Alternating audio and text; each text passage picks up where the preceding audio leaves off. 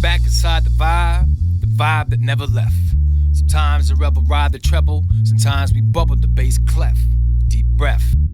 Welcome to the show. Today I'm sitting here with MC Pucona, aka Ty Poo. How are you doing today, Ty? Man, bona fide vibes, bro. How you doing? I'm not bad. I'm glad you were able to sit down with me today. I'm saying it's been tricky trying to find this minute, man, between doing the single parent with partner thing. Yeah, you're busy with the kids. It's full time. Yeah. Homeschooling, not homeschooling. You know our vibes, man. So it's been busy. So I appreciate you accommodating my my timeline. Yes. What have you been up to? I see a lot of the Instagram. You guys are out with the kids and you guys are biking and stuff. But how has the lockdown and all that been treating you? I've been loving it, dude. Like, for real, having a chance to approach Illumination with the dudes based on their schedule and their interest. I mean, lately we've been kind of inundated with assignments coming from the school because they got Google Classroom set up. But yeah, we've been able to do experiments. And Leah, as you know, my partner, and her mom, right? Both teachers. Her mom's an ex-teacher. They got all kinds of crazy implements and manipulatives, as the teachers like to call them. But it's just like, man, they get so excited every time they get to engage with her in these things, right? So it's kind of like we've been able to set, to a degree, our own pace. Like, we'll get up in the morning and we'll bang out some assignments just to maintain that curriculum. And then we'll go about either seeking out experiments or we go hiking and biking and just go mad venturing, man. My adventure, massive, in full effect mode, man. We're doing our thing out here. So I've been digging it, man. You know, and in the lockdown, it was kind of like I was about to move just as it started. Okay. And I had like an option that was kind of failing and really like vibes just felt wrong. So we came and we shacked up with my lady, man. So it was a sweet move, man. It was like exactly what we needed. I think it's a lot of what she needed as well. Yeah. And you know, it would have sucked to have been in lockdown in some other place trying to figure out how to connect up and link up with her, right? So yeah, we just was like, man, forget about it. Let's just dip in and do this thing and 9 to 5 vibes, you know, bring it all together. So yeah, you guys have been homeschooling a little bit, right?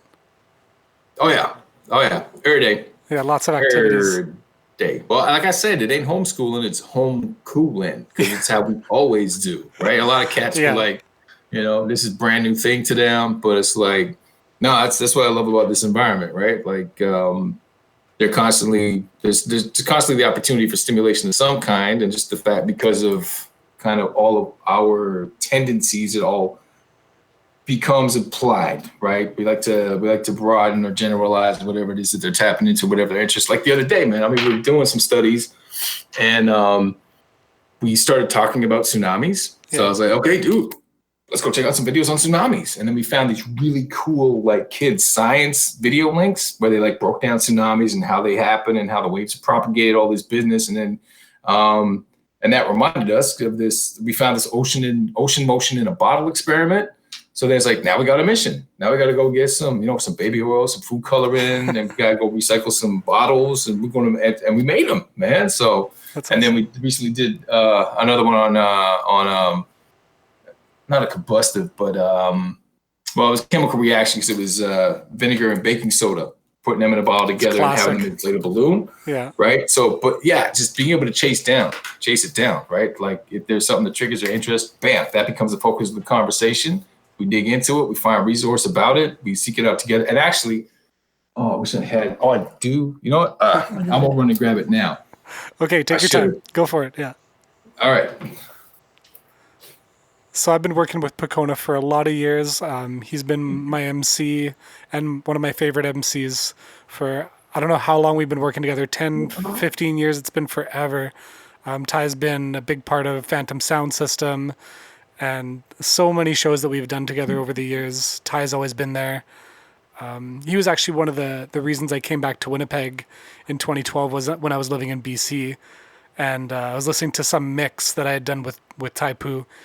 And I just realized that I was missing out on that energy and that connection that we had in Winnipeg. And it was a big reason why I decided to come back. Dang, bro, I didn't know that. Yeah. I was just working. I was working in this grocery store in Crescent Valley. And I was kind of just listening to this mix, and I just kind of realized, like, wow, like I left this to come work in this grocery store. Like, what am I doing out here? And I pretty much packed my bags that day and just started heading home. Just so I could reunite with my crew and reunite with you and all the amazing shows we had going on at the time. That's that mixed tech madness, bro. Yeah. You want to talk about pandemic? How long have we been doing shows together? Like at least 8 years, but more than that. Way more than that. More than that, because it started off because I met Coda on set, and then I went by his place. We started bubbling tunes, and then me and him started flexing together, and that was the whole base behavior business back in the day. Grant D, shouts, rest in power, brother. All that stuff with the rocker, and then there was other things too, right? Mm-hmm. Yeah, like we were working together back in Mondragon, like 2009. And then we did all the Reggae Mondragon stuff with Spencer Seed Organization. What's up on the other side, man? What about 2007? Were you at the Energy Lounge? I don't think I cut on that. I was probably buried in film work at the time. Yeah, I was still trying to penetrate, so I was taking whatever I could. You saw? I was watching some movie the other day, and I saw you in the credits. Did you see that? I sent you a screenshot of that. Oh, is that what that was? Yeah, it was like I don't know what position you're doing, like key grip or something, and it said Tai Poo. Yeah, that's me. My name be popping up. But, it was at which Theo Zoo did it come from? The original or the remix? I don't even know. How many movies are you in the credits now? Oh, dude, that's man, that's probably 13, 14 years of working with the union. Yeah. On set, man. So I'd say there's got to be at least 60, probably more than that. You know, then you branch off into TV shows, episodics, and all that other business too, man. It's been that was a grind, man. I remember I was in that Disney movie, and you were all of a sudden on set just teching with your headset on. Yep, doing that thing, bro.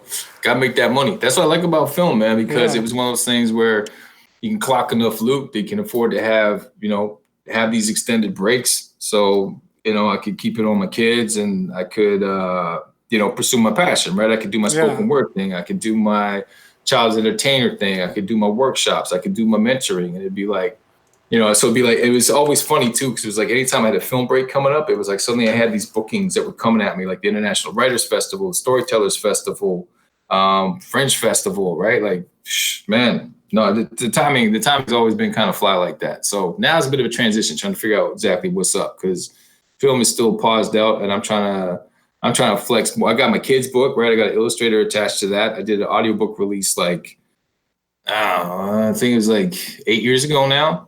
Yeah. And for 3 years, I did that thing, right? At Kids Fest, and I did it in the spring break series with the libraries and everything. So it's always kind of been sitting on me that was like one of my favorite works, one of my favorite pieces. And so now I'm going to actually have an illustrated literary piece to accompany the audiobook and start pushing that soon. So there's a countdown on that too.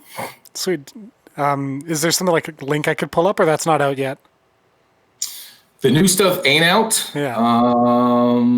And I think all the Keep Sweeping stuff, I probably got that back to internal because I kind of put it out there. But at the time, it was like printing CDs and then selling them at shows and stuff like that. But then I kind of brought it all back in because I got a whole bunch of kids material. I got probably about 10 books, some of them short, a lot of performance pieces too, right? That I'm going to translate into books as well, because I'm doing, with the storytelling, I've got things that would make good books. I've got, with the drum and dance stuff, I had stuff that would make good books as well. So, yeah, man, just kind of piece it all together and create that motion, man. I didn't know you were writing books. Oh, yeah, I've been writing books. Really? This is the first I've heard of it. Yeah, well, there you go. Well, it was funny because I was telling my daughter a couple weeks ago about a play that I wrote. Yeah.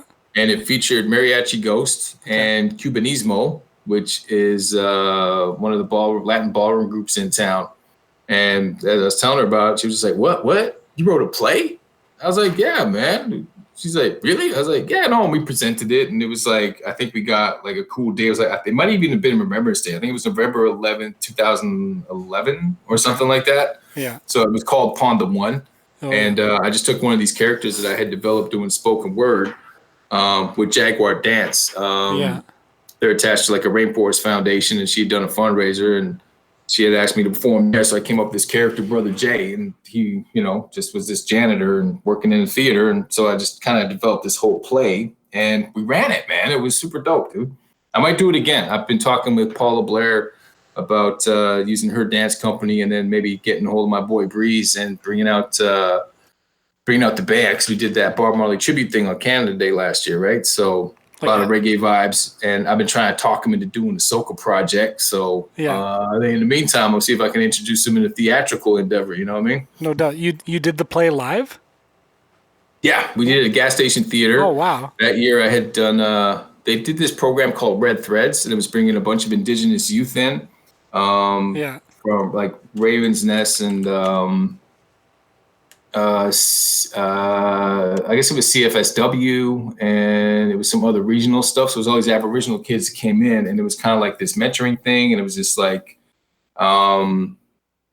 multimedia thing. So we had an improv cat, we had dancers, I presented percussion and spoken word, and I also did murals, and then we combined that with the theater and with the dance. And basically what it was is they went through all of these exercises and activities, exploring the arts themselves, as well as getting into a lot of indigenous medicine, right? And so it essentially was a healing ceremony. It was for kids in trouble, kids stressed, kids in sideways environments, whatever. Just, it was about fortifying them cats, building them cats up, and allowing them to explore and kind of get into some self-discovery, self-exploration, and using the arts as a way of doing that. And actually there was a dude as well that was doing videography with them. So cats that were a little bit hesitant or reticent, they could get behind a camera and document the whole process. So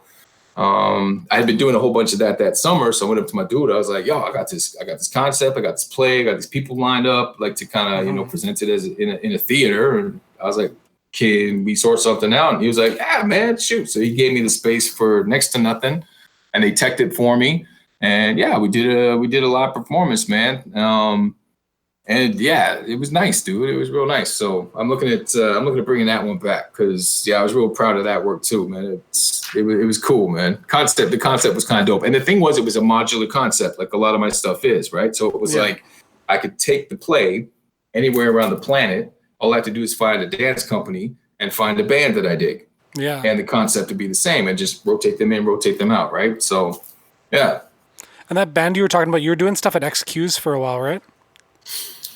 Yeah, man. They kept on calling me back for that. And then there was, they were doing a jammer series. Yeah. And so what it was they would ask different artists and band leaders and musicians from around town to host a night. And the idea was they would come down, play some of their own stuff, and then they'd open it up and they'd have a jam session afterwards. And it would be like people would be able to come up and just play and just vibe out and things like that, right? So I'd been there a whole bunch of times, and DJ Cherise, she was up in the spot, and she gave me a night.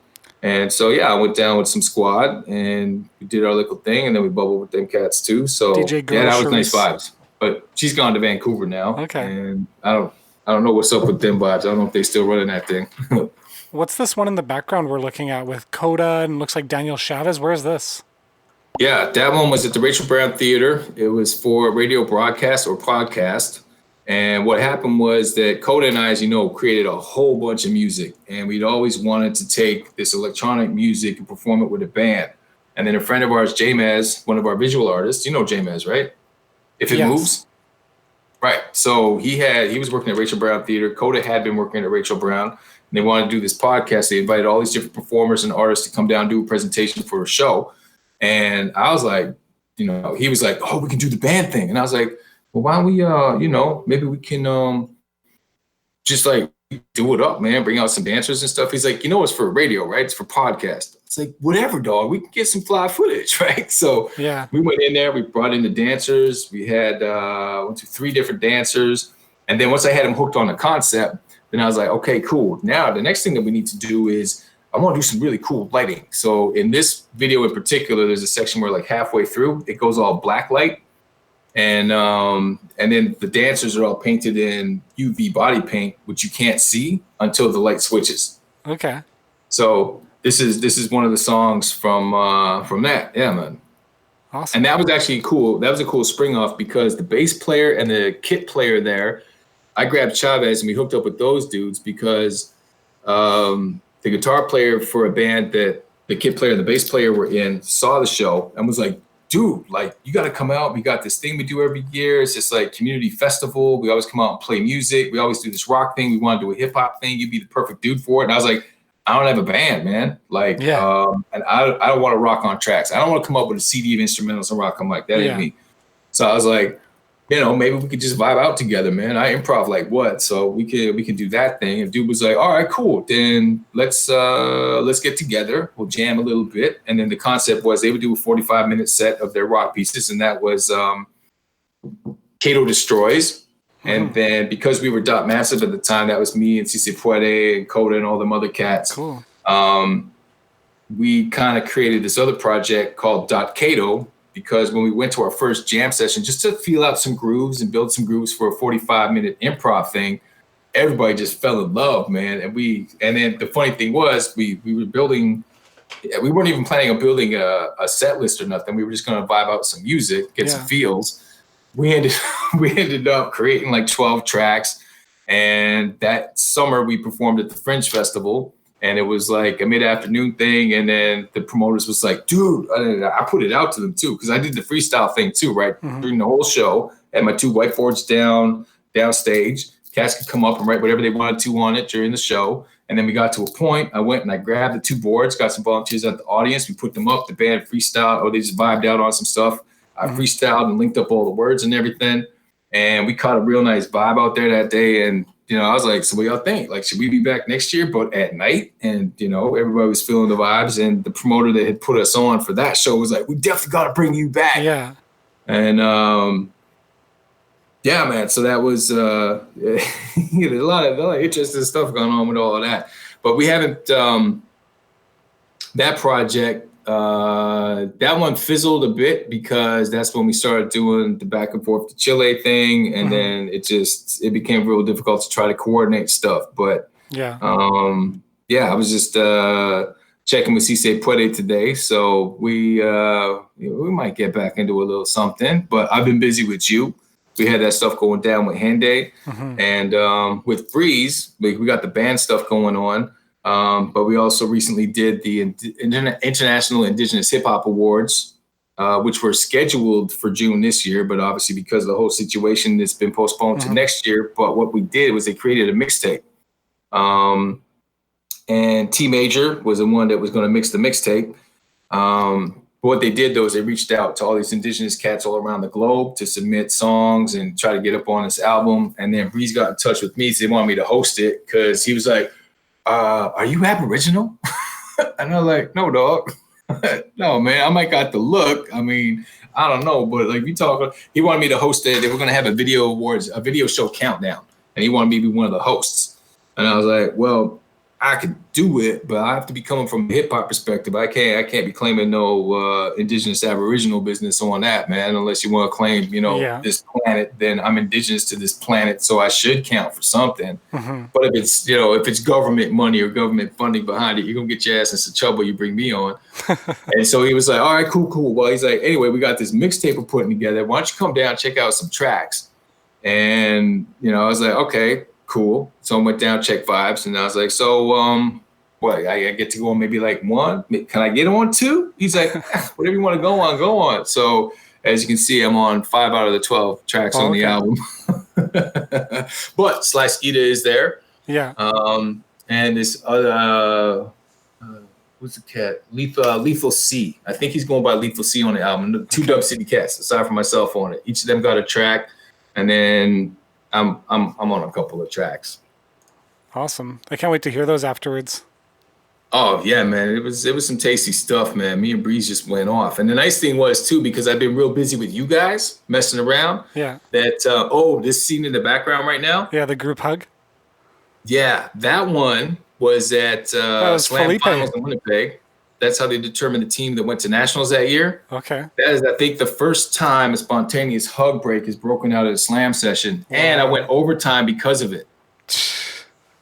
Because what happened is you see the pan around, everybody's freaking out. There's the host. He comes out. After everybody, like, he's trying to count down to get the scores up, right? But everybody's so busy hugging each other. Anyway, the whole concept was that I had been at an event, speaking at an event, hosting an event, and it was like freezing cold. I was like, we all need a hug break to warm each other up. Yeah. I went to this other thing. It was an anti-Monsanto rally at the legislative building, and I broke it out there. I was like, yo, we just got to send out some love vibes, man. They like, the pressure's up, man.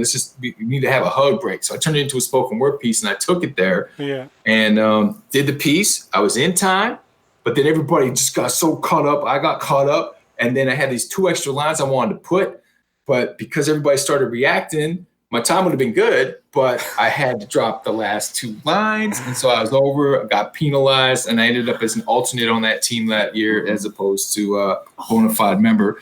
But it was cool, though, because the cat that was the captain of the team, he brought me onto one of his pieces. And he gave me an opportunity to rock one of my pieces at Nationals that year, which were in Montreal, which was dope because Akili was brand new. So as a baby, he flew out to Montreal, man.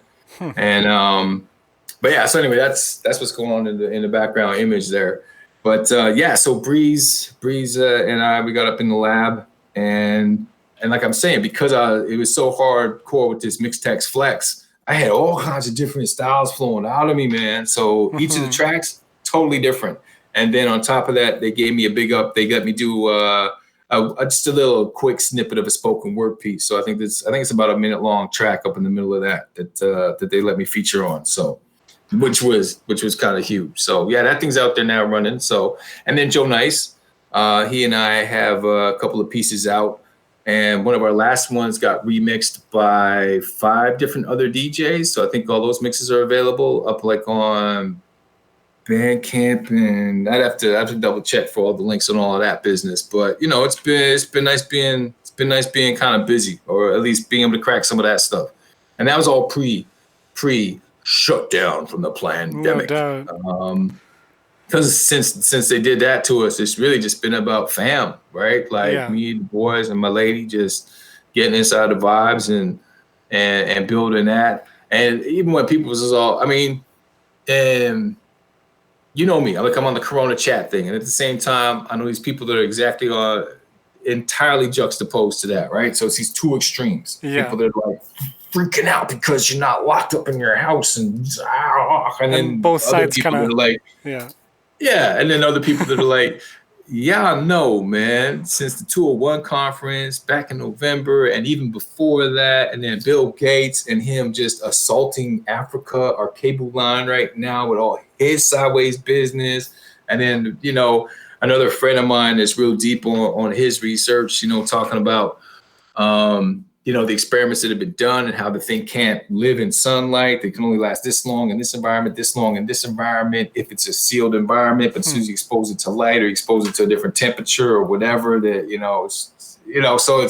it's been interesting kind of running that variety, I guess, of responses to this whole situation, man, right? Because some cats just straight freaked on out, and some of them went straight sheeple, some of them went straight zombie. Oh, that's an interesting one in the background. That was the other hug break that I was telling you about, the legislative building.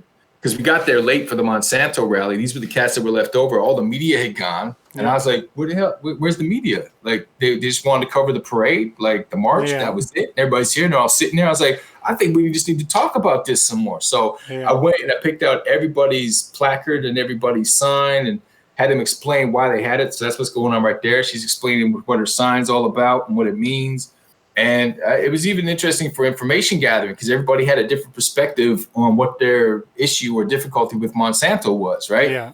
And if, I showed up, it might have been 1 or 2 rum shot in it, but we rallied, man. We rallied. And this is Winnipeg Alternative Media. So that's Josh Sigurdsson and his crew. Yeah. Right. So them boys, man, there was a couple of the images I saw in the background there that was the legislative bill or the city hall when we were at the C51 rally. Yeah. He saw me there. Things started getting heated, and he just kind of went up, grabbed the mic, looked at me, and called me up. And it was like, well, what?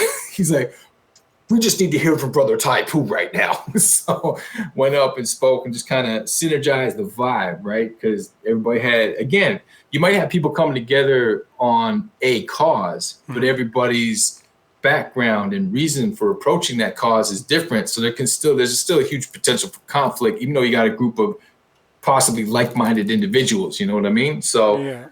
I guess there have been times when I've been that synergizing factor to kind of throw respect here, throw respect there, throw respect there. So everybody feels like they're being recognized and heard, as opposed to, some cats like, Focusing on the differences. yeah, right. Because it's like the Warriors feel left out, like especially when it comes to the blockades and the pipeline and all that. The Warriors might feel left out because it's all these comfy people doing this. And I brought that up, doing this march down Portage Avenue. But it's like there's grandmothers, babies, right?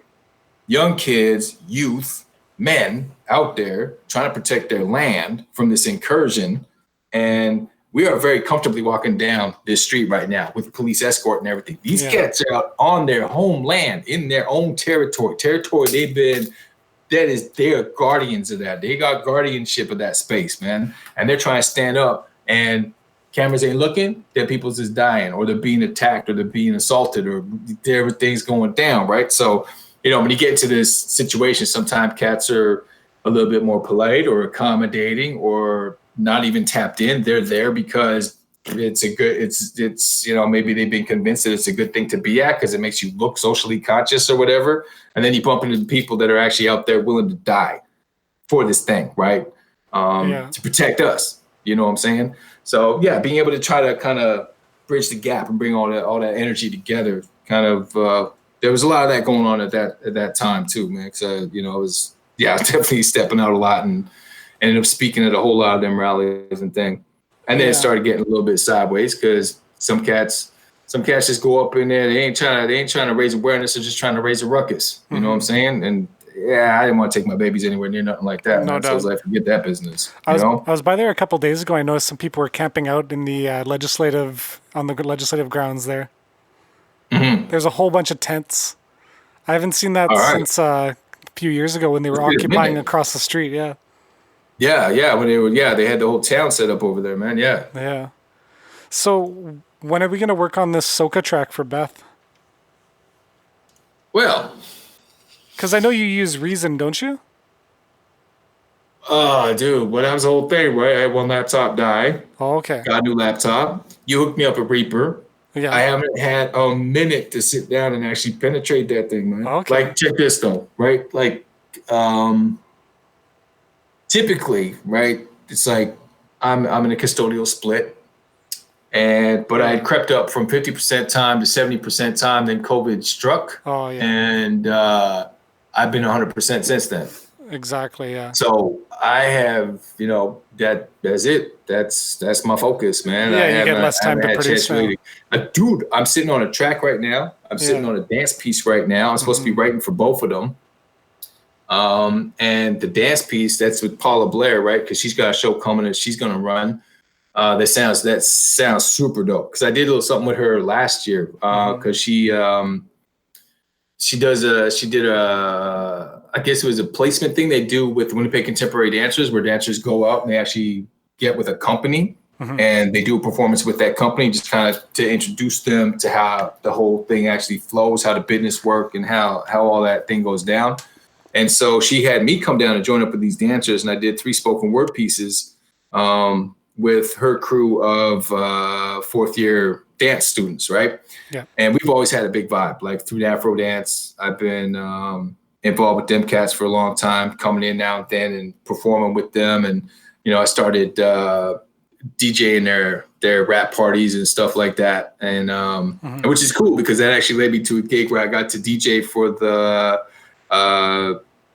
comedy festival, Winnipeg Comedy Festival last year. Or was it last year? Year and a half ago? Yeah. Yeah, a year and a half ago. So that was because one of the dancers was attached to the production of the Winnipeg Comedy Festival, International Comedy Festival. And she was like, hey, would you mind coming and hosting the, I was like, all right, man, cool. So, but yeah, I've got, with Paula, we've got a couple of pieces that we're working on. So these are dance driven pieces, but she wants it to be a true collabo, not a fusion and not a featuring. It's more of interactive improv piece where I'm kind of doing my thing, she's doing her thing, and we're just doing them together, right? So I'm real excited about how that's going to go down. And then my homeboy Sentner out in Vancouver, he recently sent me a track, and I listened to half of it. I haven't had time to even listen to the whole thing and start putting pen to paper. Yeah. I got a bunch of concepts still, like they're little phrasings and stuff that trigger me, or I'll hear something and that triggers something, and so I got stuff documented. So I'm kind of getting close to go mode, but man, it's like getting up early. Yeah, I'm sure you have like some soca beats like sitting around though, don't you? Like just like some half finished tracks. For me, soca was more of a live thing. So I listened to soca, but I had never actually. It was more. It's kind of more dance hall style. So it's like slow mo soca, or like fast mode Afro. Now they call it Afrobeat. So crazy that they just took that label and just dropped it on a brand new genre, which is essentially pop music. Yeah. And I call it slow mo soca, right? Because it's right, But yeah, so I mean, for that it was more about.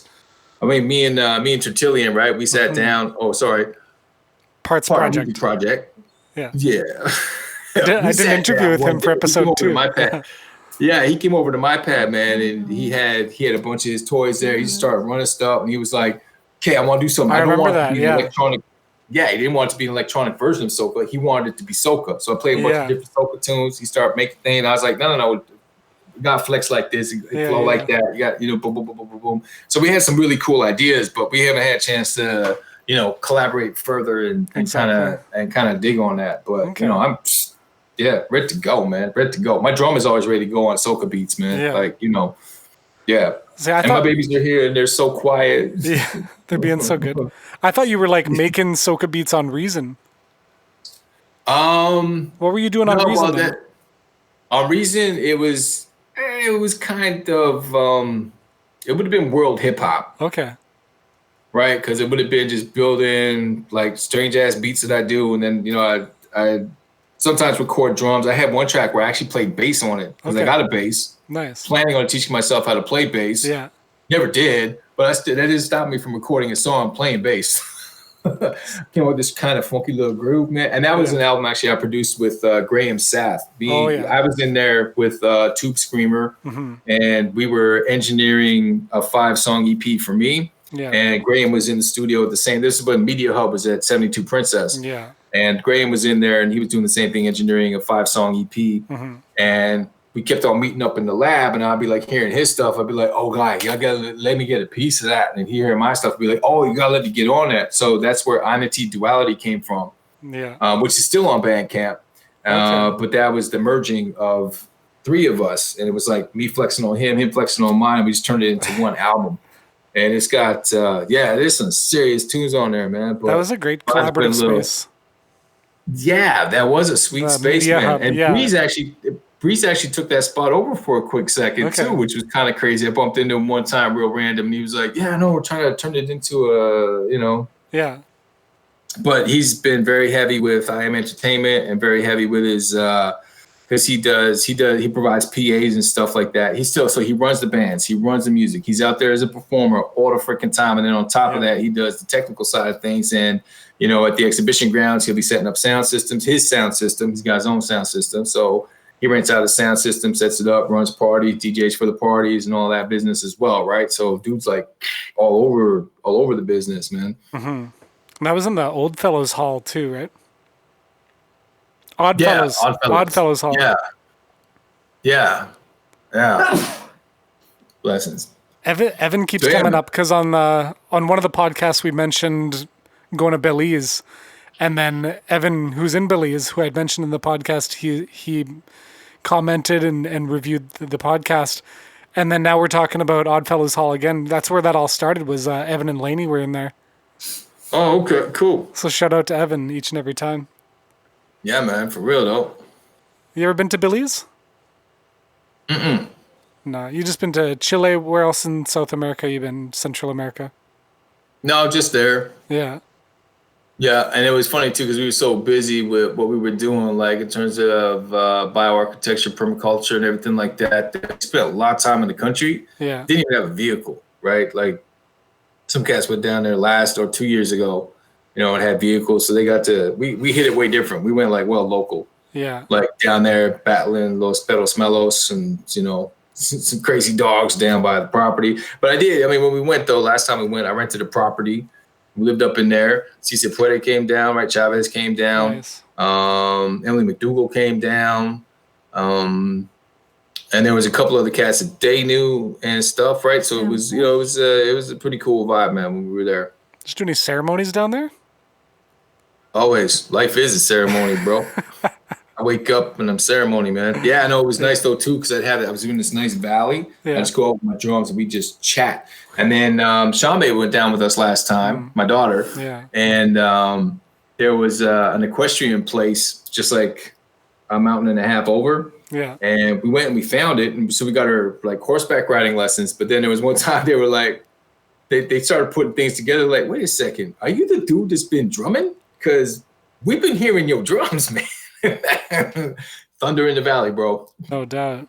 That's awesome. I'm saying, dude. So yeah, right now we're living in a condo. So my drums are a little bit too fierce for this place. Yeah. In fact, sat there walking around could be a little too fierce for this place. Had to buy a bunch of foam mats to try to get the neighbor downstairs to ease back a little bit. But man. Are you guys like central, or are you more south now? We're kind of westish. Okay. Sort of. We're like Keniston Route 90. We're like in that area. Okay. I drive by there all the we're time. in Tuxedo Estates, so it's Nice. it's like we're like kitty corner from the golf dome. Okay. $22 mini golf Caterpillar. $22 mini golf Caterpillar. Got to come visit soon. Yes, man, absolute. Yeah, especially now Get that back we're in the kind of studio now when all the lockdowns are kind of relaxing a bit and people are able to get together more nowadays. That's something I did want to get at, man. Was the whole relaxing of the limits. Yeah, that's what's happening now. It's one of two things, right? Yeah. Either it was pure fronts. I mean, I do understand that there were people that were getting sick and dying off of something. And, Paul, right? He knows people in the hospitals that are witnessing things, seeing Everybody real things. knows someone, yeah. Right? Us, we just were like, we'll take this as an excuse for us to just insulate and do our thing. Right? We still went out biking and stuff, but it was like us on our thing. When we went shopping, it was like in and out, fast as we can, picking a spot with least number of people. Designated shopper. But this is how it was going down in Australia 2 weeks ago. Talking to my daughter, and she was saying like everything was shut down. She was like, okay, so next week I got to go to school for 1 day. Mm-hmm. And then what they did was 1 day a week. Now the school, you still can't open up the school for 5 days a week. Yeah. So there's something still off. But they're going to open up for 1 day a week, and then they put 3 times as many kids into each classroom. I thought they're supposed to put like a half capacity and stuff. Nah, man, they had more people per classroom, right? And I was just like, this don't make no sense. Yeah, that doesn't make sense. To me, I started getting suspicious of them trying to generate a spike, right? Oh, weird. Why would they want to do that? To continue the narrative, continue that pressure. Too many people calling Bill Gates out for what he is, Satanist clown, threat, murderer, nasty boy, dirty boy. So it could be, right? Like, I mean, it's hard. It's kind of hard to gauge it because coming from our perspective, we know what we know. We're familiar and we're willing to be familiar with what we don't know, right? We're open to new information from new sources, from different people, right? So taking it all in, right? It's not like we're on a bead and we're those cats on Google where it's like, if that's not the answer I'm looking for in my search engine, I'll rephrase my question to get the answer I'm looking for. Like we're really trying to embody a holistic approach to it. But yeah, it was kind of like, I was just like, how they going to do something like that? Because in here too, they were starting to ease things up, and I was like, okay. When we went to Superstore that day, right? Yeah. And we went to a Canadian grocery center and got some stuff. But anyway, they'd gone from. I mean, they were still limiting the numbers of people somewhat that was going in. They kind of laxed the number a bit. They still had someone out front wiping down carts. Got to take the carts so they can keep track of how many people are actually in there. Mm-hmm. But it was like. One day we went in, everybody's like giving each other super distance, being all super patient and everything. And then the next time we went in, people bumping up on each other, squeezing past each other, doing all this thing. Man. So for me, it was kind of like, all right, if this thing is truly, if social distancing or physical distancing is actually a protection, is actually being what's flattening this curve, this is the exact opposite behavior to flattening this curve. Yeah. So for me, it was the same thing. It was like people can be kind of thick, kind of slow, and admittedly, right? I got a homie too. He's just like, no, man, this thing is the craziest false flag operation, man. This thing is, it's less powerful, less impacting than cold. You can defeat it like this and this and this, and it's all being played up and that was my initial response when they came out with it, and it was like, okay, they're shutting things down. I was like, ooh, we're countdown to tanks in the street or something.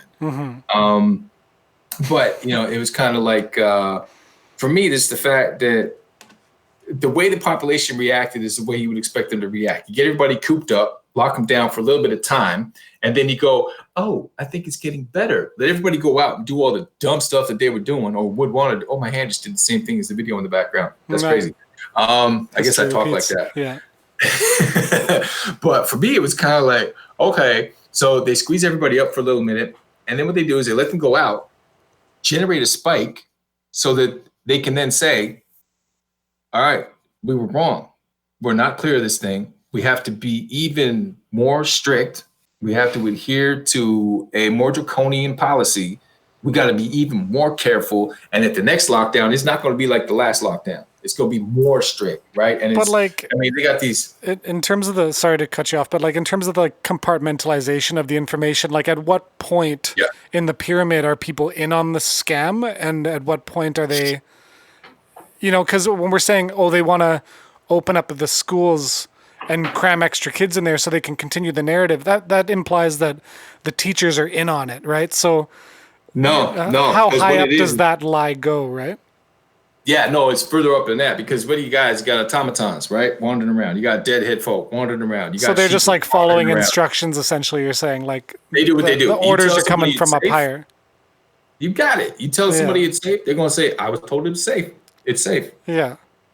They're not analyzing. They're not researching. My boss told me to have 3 times the kids in the classroom, so that's what we did, or whatever. They said we're coming in for 1 day a week. We've got so much work we have to get through. We're going to do this like this. This is just what I've been told to do. It's the same thing when you go to the grocery store. Why do I have to do this? Well, I was told that this is what I have to tell you to do. So I'm here to enforce that you do it, right? And it's just that goes all the way up the pyramid until whoever's in charge. So who knows, right? And that's the tricky part, right? And that's where they want to get you caught up. Oh, well, who's responsible for this grand conspiracy you're speaking of? Well, dude, I don't know. Not even caring. Not even interested. I want to know is that my dudes are having their best life, that I'm doing my best to have my best life, and I'm doing my best to spread out a vibe that encourages others to live their best life. Yeah. And being respectful. And that was why I had those 2 live streams, right? The first one was very much about how this is not necessarily about the situation. It's about what the situation is just creating, which is it's divisive. And you get people that are aware of a certain outside of fake news, fake media, as they call it, right? And then you got these cats that are heralding the news and the media and everything that they're being informed with, right? So you got these 2 different camps, and there are several subsets in those camps. Which live streams did you do? I did two IG, Facebook live streams. Okay. And so the first one was just I know what you're talking about. My takeaway from it was, hey, I'm talking to these cats over here, right? On the chat, right? Conversations with all them folk over there. And then I'm talking to other people on the street, like my neighbor who's masked up, who has a daughter who won't vaccinate, but she herself will not vaccinate ever. Okay. You know what I'm saying? Yeah. Like she's and she's an elder. And so for me, it was like that juxtaposition. And that's what I was aware of. So I was like, the biggest thing we need to take out of this is, how are we going to maintain community if this is the kind of thing that is thrown at us to divide community? We're going to throw something at you that is going to put you in a position where if somebody's not adhering to the restrictions that you feel are valid, you're going to think they're an idiot or an asshole or that they're dangerous. And people that recognize or feel that these things are fakery and fuckery are going to be like, you're an idiot because you're listening to those fools, right? So you have people that are, it's that tribalism. Well, right? it's hard to take that position because, say, all the scientists are saying one thing, right? And for someone to be on the other side and be like, well, you're an idiot for listening to the scientists, that kind of gets hard to say, but it does get said, right? But it's a little bit harder. Though, right? Yeah, it's a little bit easier to... I hear a lot of people saying, well, who am I going to believe? The 100 scientists, or am I going to believe that guy I met in 12th grade who had a drinking problem? Like the decision's clear.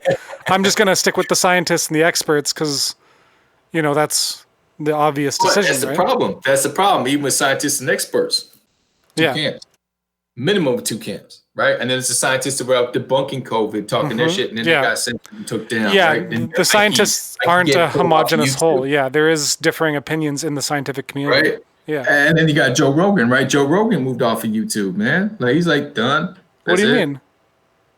There was a post up, man. He switched off from he's flexing off of YouTube. He's going to, I don't know if it was IG Live. I'd be speaking up my butt, but I saw it and it was just like, oh, this is an interesting thing because they're calling it like the $1 million move or something like that. Where he was just like, because he's got 7.8 million followers. He must be making tons of money off every show. You know what I'm saying? So yeah, but that was that's me. But maybe he's getting censored on YouTube now or something. Yeah, so I ain't bothered to research it. Joe Rogan, man, he gonna go ahead and do his thing. If I was ever interested in him, I can find him. I'll just search out Joe Rogan. Where you at? What you doing? Yeah. What you talking about? Right? Like I, never been. Anyway, so, but yeah, so that was my big thing was that we've been living in a time for a while now where, evidentially speaking, you can create any opinion, validate, and make it truth. Make it fact anyway, but it don't necessarily make it true. Truth is truth. Truth is truth, right? And facts are facts, and facts are opinions, essentially, right? So it's just kind of like this whole paradigm we've been living in of, well, I think drinking water is good. I think drinking water is bad. Anyway, you can go on the net and you can bolster up any ignorant ass idea, as well as share some brilliance and some genius. You know what I'm saying? And so, but it's just like we've been living like that for a while, and then we got this event come down on us, and you're kind of left in a space of, I am sensitive to very different kind of information than the person I'm trying to have a conversation with. Yeah. And I think that was the thing that I was looking at was, this is what we get to come with out of this, is an ability to actually effectively communicate objectively with one another when we have deep-seated differences as an opinion. Because for me, it's always been about, we can be from all over, we can have all kind of different ideas. When we try to do a conjunctive work, we focus on the common ground. The things that we're riffing about, the things that we disagree on, let's step aside from that for a second and just focus on what we do have in common. And maybe there's only one thing. Maybe we both like shoelaces in a double diamond lace. And that's the only thing we got in common. Who doesn't? Well, you know what? That's me and your bond. That's it. Let's just leave it there for a minute, just to create a sense of unity. So for me, it was kind of like when you got all these differing opinions about medicine, politics, Uber control, all these, tinfoil hat business versus, it's differing opinions. And we're just at a point in time where we're so inundated with information. It's very easy for people to isolate themselves, inundate themselves with their own opinion from third-party resources, and be absolutely convinced they know what's up. And then they can't even conversate with anybody else. Remember Isaac Jackson, phenomenal spoken word guy. And actually it's in his playlist somewhere. I did a quick interview with him after a slam competition one time, and we were talking about political correctness. And what he bemoaned, yes, I use that word. He bemoaned the fact that people couldn't have open, honest conversation because they're so concerned about being politically correct. Yeah. That the fear of insulting somebody or setting someone off or being accused of being an ist of some kind, right? Racist, sexist, whatever it is, that people can't even talk because they're so afraid of being judged or making a mistake. Or maybe if they're, maybe they're concerned about hurting somebody. When I was on the Slam, the first time I was on the Slam team, we went to Calgary. It was interesting because the crew that was from here was a very, I'd say, I'm like poetry for the poets kind of people. And they had this riff with cats out east, right? That were very much militant. They're coming from the African diaspora, and they're very much community. They're fighters. They're warriors for the community. And so the last time they had met, there was all this beef and this riff, right? So I went with them, and I knew some of the cats on these other teams. I was like, hey, what's up? I introduced them to my people. And I was like, yo, it's, you're a writer too, kind of thing. And they were all scared, right? They were like, oh, those guys are too radical, man. We just about got in a fight last time, right? Because we're talking about shiny shoes, pointy shoes, and they're talking about free the people. That's another dead brother, and they're just like, there's no discourse.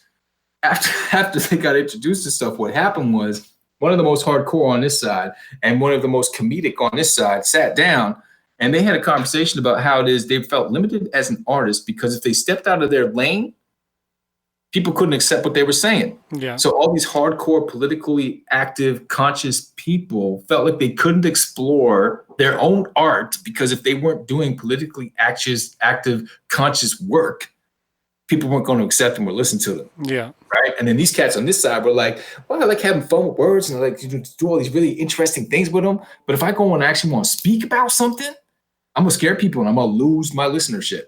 You know what I'm saying? So they were now sitting down lamenting the exact same thing. And they finally got to connect as artists. So that's kind of what I check this moment as being, is it's just another example of when the pressure is on, it's all mad confusion, right? Like a whole bunch of World War II was going down and people out in the country, they didn't know until the bombs was dropping in their hood, right? Yeah. They were like, I didn't even know that was happening. I didn't know they had these camps or this and that. Yeah. So when it comes to our own awareness, it's like, yeah, all of us are pretty freaking provincial, right? We're familiar with our environment. We've got access to this international environment, but most of what we curate from that international experience is based on our history and our algorithms that we're subjected to, right? So really, how broad are our perspectives? But this is an opportunity right here, right now, where it's like people are going to have different opinions. And there are times when people have violently different opinions, or it's just like they just can't deal with another perspective. No, we just got distracted for a second because, all right, so we got some reality breaking right here. Because apparently there's a dude that is abusive of his gal, and one of the neighbors has come down to ask for some support. So in that light, I think I'm going to have to step out. But thanks for the conversation, the opportunity to conversate, and let's catch up, link up. Let's do this more flex, man. We got plenty more to get on, man. Will do. Talk to you soon. Take care, and thank you so much. Brother, man. All right, cheers. Yeah, easy. Bless. You've reached C# with the International Indigenous Hip Hop Award Show. I'm on another call right now, so leave me a message, and I'll get right back to you. Hey, out, Virgin. What's up? It's Pucona. Yo, this is House of Studio Flex Breezy right now, man. Shining lights for that mixtape. Yo, I heard you might be passing through, man. Be nice to flex connects. All right, we'll catch. Bless. Hey, what's up, C#? It's me, Hyper T from Hyperinic Music. I just called to let you know that I was really feeling that beat. Team Major definitely came with that fire, you know what I mean? So, also want to say thanks for giving me this opportunity to get on this mixtape. Big ups on the Indigenous Hip Hop Award Show for 2020. You know it's gonna be crazy.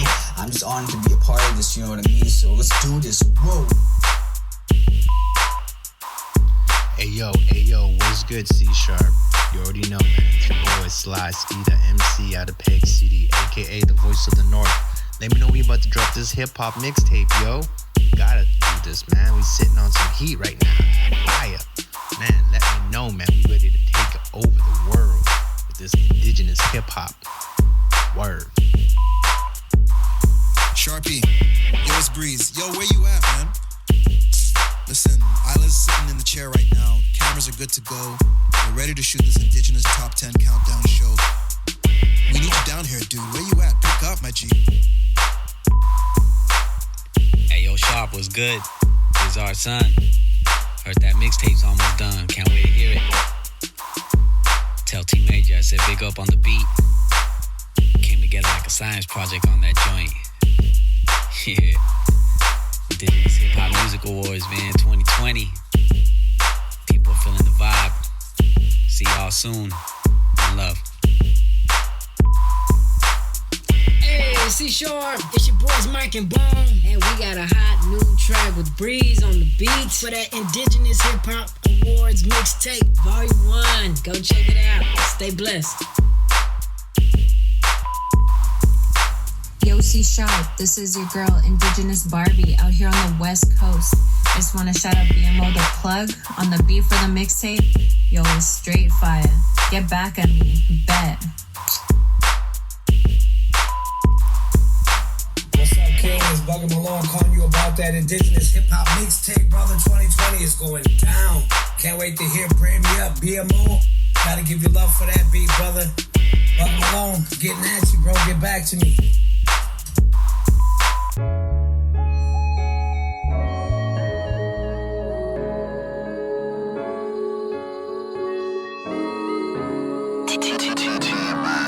So here I am, yeah, doing what I can do. What you see is just a little bit of what I've been through. Pick myself up one time or two. It's the best thing you can do, yeah. All these teachings help me understand. Times get tough, turn back to the land. So here I am. Pray for another day, yeah. Pray for the waterway. Pray for the end of the day. These are the ways, yeah. For the richness of the berries and the strength that it carries. When you bury me, dressed in your finest quality, yeah. Peace from the sea, yeah. Just like how it's meant to be, yeah. Yeah, to the ones before me, thankful for everything that you did. Now I can't handle this. I'm exactly where I'm meant to be, holding it down for the ones after me. Yeah, that's a legacy. Yeah, raise my hands to the people of the land, heights of OCM. T major on the ones and twos.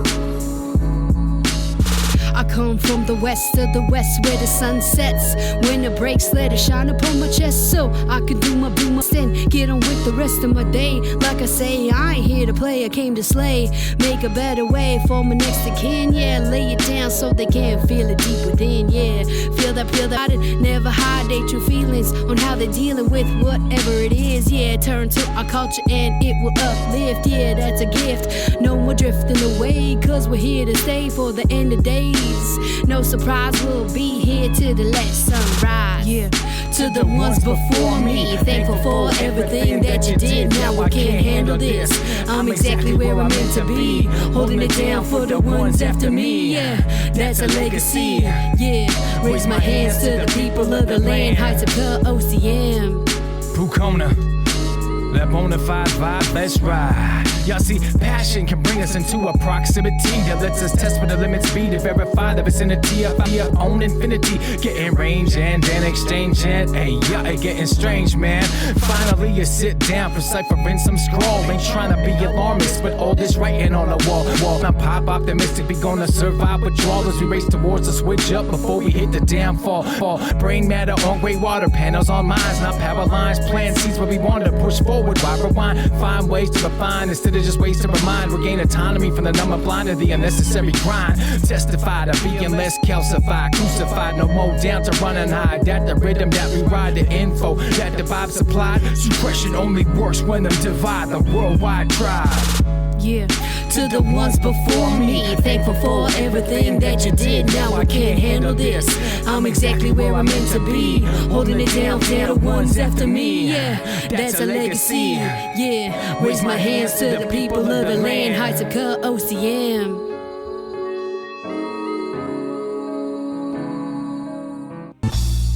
Back inside the vibe that never left. Sometimes the rebel ride the treble, sometimes we bubble the bass clef. Deep breath, deep thought, the same way it's always been, bruh. When artistry is the ministry and tempo is the temple. Go ahead, serve your example. I am cause of who we are cause of who I am.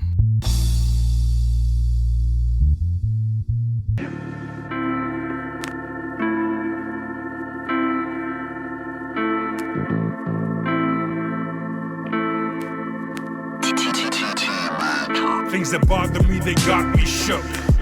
Do I smudge or read the good book? Do I pray, Jesus be my savior? Or do I raise my hands to the creator? Tell me, preacher man, how you living? They say the way to pray is all about forgiving. Never have I want to try to make the jump. They use the church to try to keep us in a slump. The water is holy and the water is life. And you can be blind even if you have sight. And when I pray, do I ever make the cross? Maybe to signify the target in the loss. I think it's time we wake up and smell the coffee. We need to be like, yo, church, get the fuck off me. We need to indigenize, decolonize, and everywhere that we can. We are the protectors of the land. Take a stand. Can I just pray in the sun? Can I just sing and dance again? Can I just pray in the sun? Can I just sing and dance again? Good looking out for putting me on. Success, my mission, I'm feeling heaven sent to get it. I'm hella gifted, they telling me it's a blessing, is it? Huh? I always been the type to question this. I guess I've been a skeptic, couldn't help but second guess religion. At night I would pray and feel like he never listened. Cause in the day I was whipping yay up in Hell's Kitchen. I fell victim to the game for a better income, never thinking about the outcome. That's how the devil get you. I hate reminiscing about the negatives, but I had to live it and get through it for me to tell you this. Committed 7 deadly sins, lost everything, got a new heart, life's been looking up ever since. This for anybody chasing a dream, persevering to make it on a daily routine. Cause they don't wanna see me succeed, so we just working OT up in OT till the day we succeed. I'm feeling blessed. Can I just pray in the sun? Can I just sing and dance again? Can I just pray in the sun?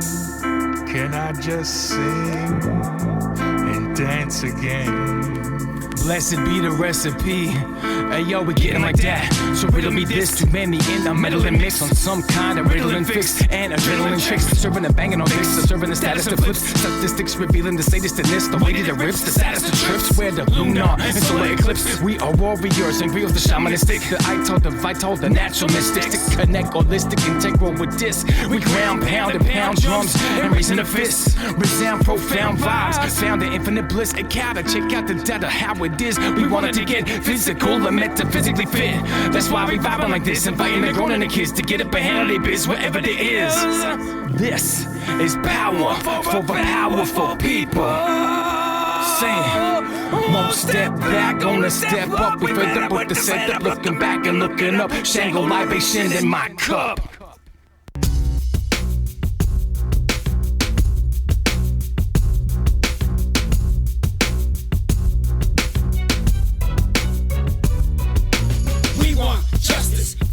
Them all, the missing, the murder, honor, the call, protect our sisters before the fall. We fighting for the stolen, and we ain't backing off. I dub, finna get deep on the topic. 2 minutes spotted, trying to get it to drop it. Still I stand, here for the voices of demonstration. Who really hating with the statements I'm making? Get it figured, no more stolen existence. What if every member was up on that picture? It's signs of a crime. Why you acting blind, letting suspects get away like it's your first time? No justice, so disgusted, enough of it. More and more cases, why no one getting busted? Who do we call? With no action from the law. What are the choices if at all? If at all, runners, kidnap, traffic, murder. How much further improve from the merger? Wish I could do more than just write a song. Prayers going on for those that waited this long. We want justice for them all missing, the murder, honor, the call, protect our sisters before the fall. We fighting for the stolen, and we ain't backing off. Mothers taking, babies raping, it's life changing. I'm praying for the life shaking. What kind of mind thinking? Well, it ain't no action taken, cause that's somebody's baby. Mother, child, sister, women are sacred. Overlook, life shook, nobody listening. So pay attention, cause they could be your sister missing. Why's a system filled with hate and racism?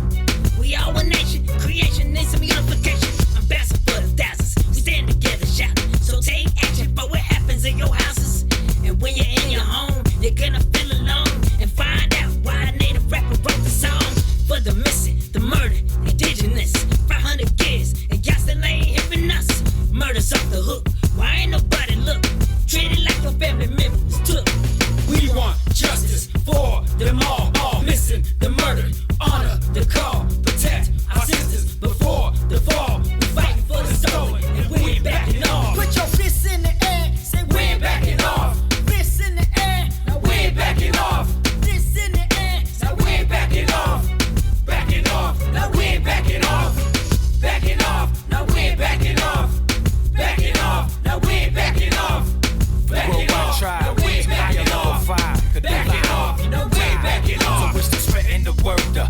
arson and murder. Some stuff going on, the folk ain't heard of. Though it turn up in North and South America, Caribbean, Eurasia. Same silence that plagues us, gotta beat the hate they gave us. They play us with numbers askew, trying to hide what them do. The legacy pushing through a femicidal attitude. Had it to what about you? Assist the system, others too. Only persistence gonna make a difference.